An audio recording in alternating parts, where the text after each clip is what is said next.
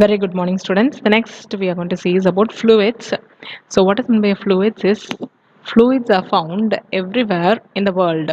We know that fluids are everywhere in the world, and Earth has about one third of water and two-thirds of water and one third of land, and the fluids are different from solids. We know that fluids are definitely different from the solids. Unlike solid, fluid has no defined shape of its own. So fluids will not have any shape and it will just attach to the container. Okay, so whatever container is being placed, it just get the shapes of that container.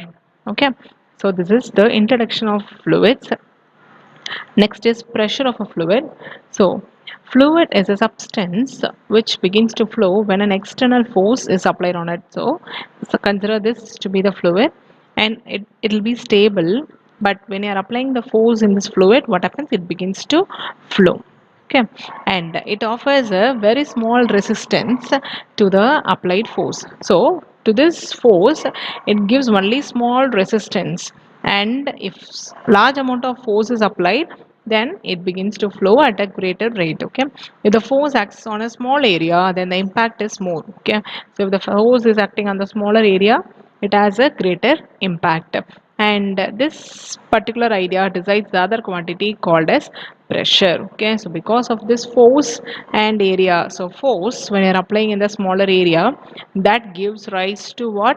Pressure. Okay, so we have seen with what is the definition of pressure, and assuming that the object is submerged in a fluid at rest.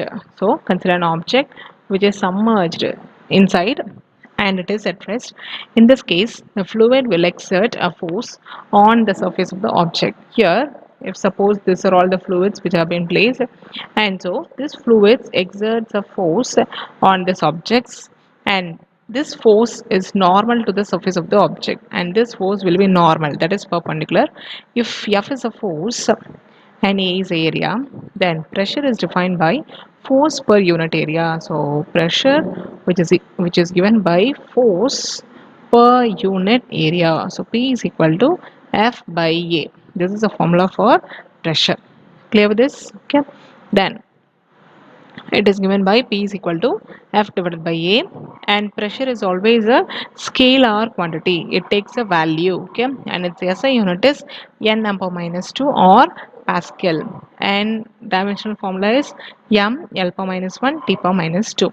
Then another common unit of pressure is atmosphere, okay, either N upper minus 2 Pascal or atmosphere, which is abbreviated as ATM. Atmosphere we are writing as this, and it is defined as pressure exerted by the atmosphere at sea level. 1 ATM, that is atmosphere, that is equal to 1.013 into 10 power 5 pascals or Pascal or N power minus 2. So 1 atmosphere is equal to this much value. Okay, apart from pressure there are two parameters such as density and relative density, okay, which depends on the fluids. Okay, same as pressure, we have the other two quantities such as density and relative density. Clear? Next is density of a fluid. So what is meant by density is density of a fluid is defined as a mass per unit volume. Okay, if suppose m is a mass and v is a volume, then rho is equal to m divided by v, because it is density is given by what? Mass per unit volume. Okay, and its SI unit is m L per minus 3 or kg m per minus 3. Okay, this is a dimensional formula and this is a unit kg m per minus 3. Okay, so density rho is equal to what? Mass per unit volume. And what about pressure? Pressure is equal to force by area. Okay, so these are the two formulas which you have seen, and this is a positive scalar quantity. So pressure is also a scalar quantity and density is also a positive scalar quantity. Clear? Next we are going to see is about relative density.